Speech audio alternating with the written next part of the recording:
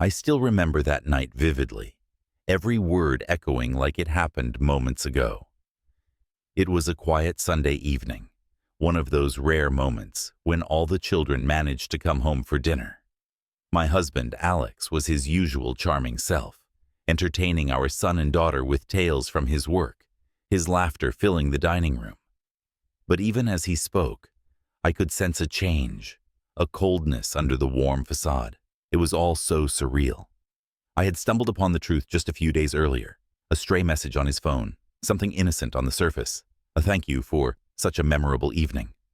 But the familiarity in those words told me there was more. My hands trembled as I read through a trail of messages, every word cutting deeper than the last. Alex's words were sweet, caring, words he hadn't spoken to me in years. My heart raced with an odd combination of anger, hurt, and anticipation. I decided right then to confront him. But that night, I wanted him to reveal himself, his lie exposed under the soft lights of our own home, at the dinner table where we had shared our lives for so many years. He was pouring the wine, smiling as he asked about everyone's week, so at ease. I finally looked at him, my voice barely a whisper, yet steady enough to cut through the noise. Alex, tell the kids about your latest work project.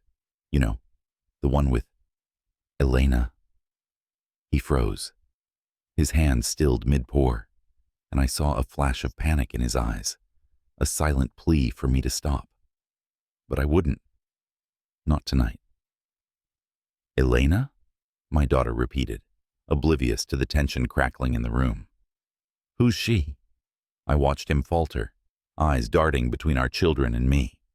There was no more hiding, no more lies to shield them. She's a colleague, he managed, his voice tight. I leaned forward, forcing him to meet my gaze. A very special colleague, isn't she, Alex? Silence hung in the air as the reality of his betrayal settled over the table, sinking into each of us. The kids looked from him to me, their eyes wide, shattered, as they tried to piece together the broken fragments of our family. Alex, my once perfect husband, had nothing left to say, and neither did I. The silence after my revelation was suffocating, thick with disbelief and betrayal. Alex looked like he'd aged a decade in that instant. His shoulders slumped, the confident man we all knew shattered, right there in front of us. My daughter, Emily, broke the silence first, her voice trembling.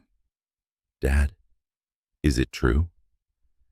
Her question hung heavy in the air, a lifeline of hope that this was some kind of misunderstanding, a cruel joke.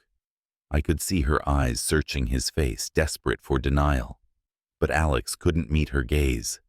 His eyes dropped to the table, and his silence was the loudest answer he could give.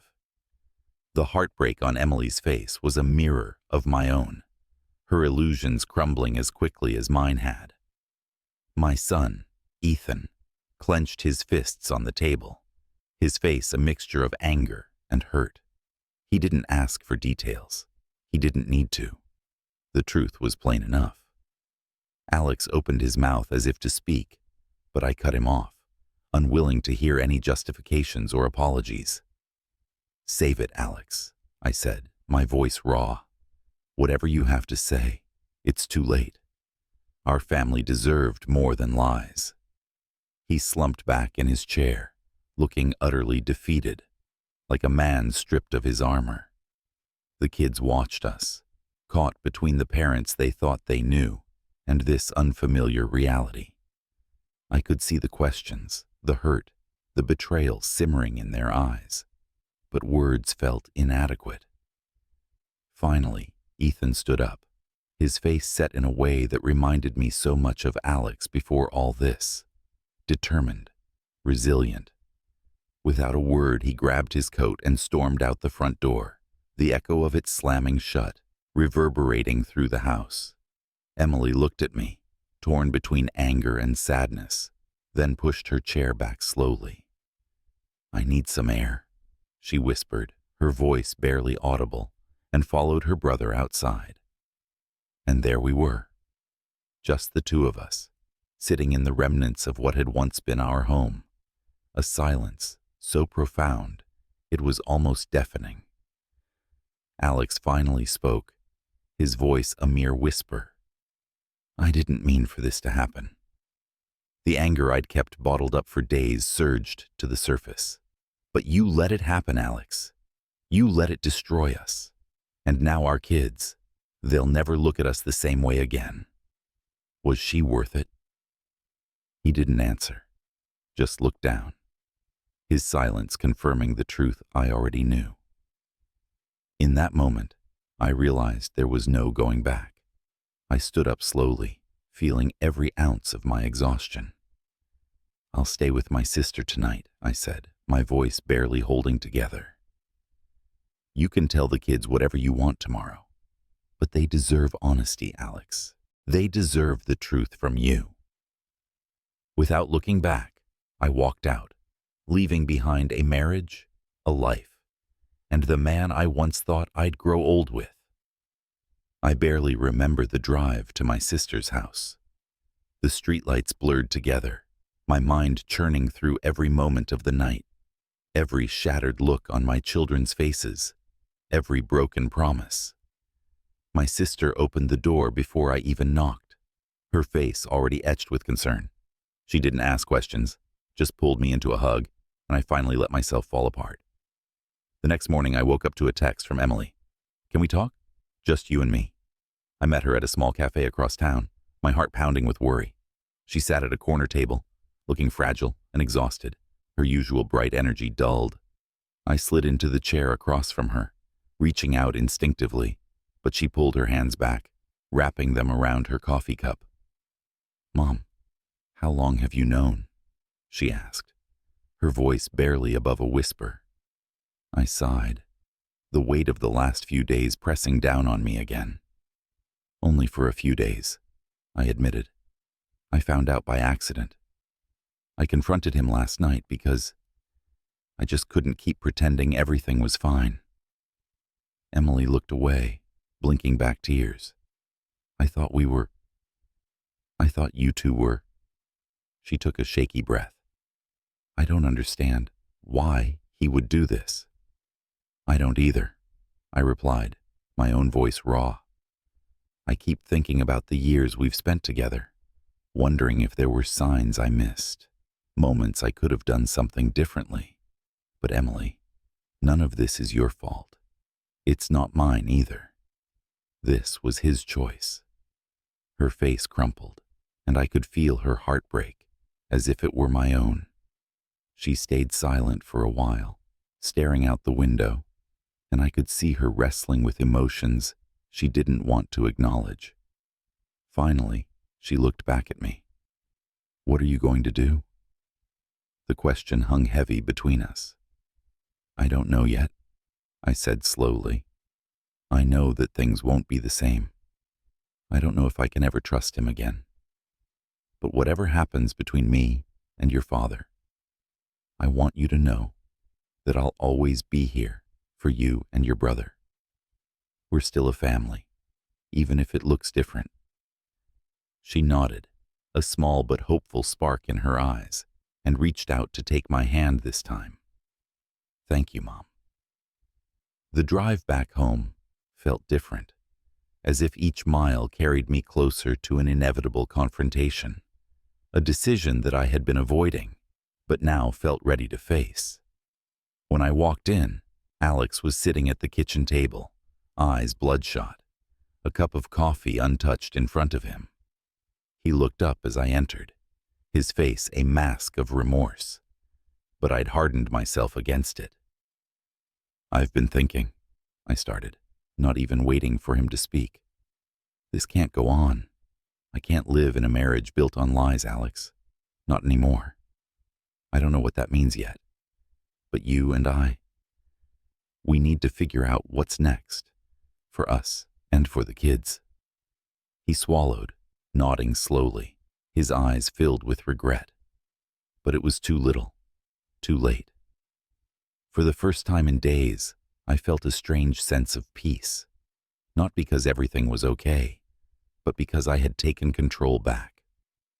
This chapter of my life might be ending, but for the first time in a long time, I felt ready to write the next one. As I left the house for what felt like the last time, I looked back only once, the memories of our life flashing before me. Holidays, birthdays, quiet mornings over coffee. Each moment felt like a piece of a different life, a life that no longer belonged to me. I took a deep breath and drove to the lawyer's office, the finality of each mile sinking in. The decision had taken root in me slowly, like an ache that couldn't be ignored. Trust had been shattered, and though I loved Alex once, I couldn't rebuild what he had so carelessly destroyed. For my sake, and for the kids, this was the only way forward. Months passed. Alex and I settled into an uneasy truce, coordinating schedules, ensuring that Ethan and Emily were never caught in the crossfire. They struggled in their own ways. Ethan took to sports and late nights with friends, while Emily threw herself into school and endless projects. We were all adjusting, healing in pieces.